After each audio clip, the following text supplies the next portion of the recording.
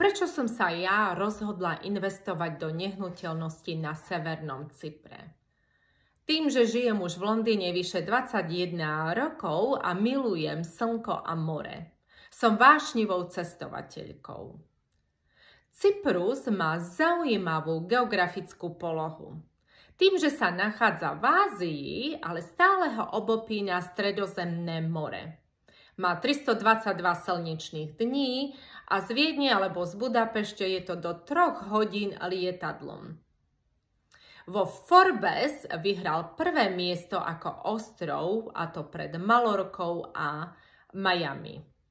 Je vyhľadávanou destináciou pre turistov, pretože má nádherné pláže.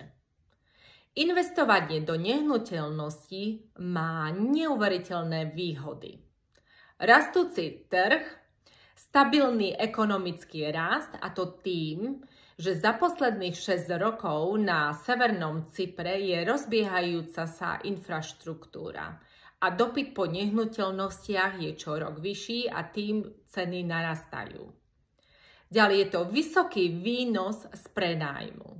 Čo to znamená v mojom prípade? Že si budem môcť vygenerovať vedľajší príjem z prenájmu.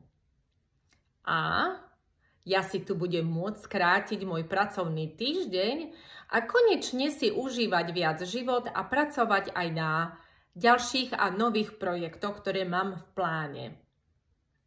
Predstavte si, aj ja ako obyčajný zamestnanec som si mohla dovoliť kúpiť nehnuteľnosť na Severnom Cypre, a to za okolností, ktoré mi boli ponúknuté, aj s malým rozpočtom na depozit, a to 30% z ceny nehnuteľnosti, a zvyšok mám na splátkový kalendár na 80 mesiacov, a to bez navýšenia.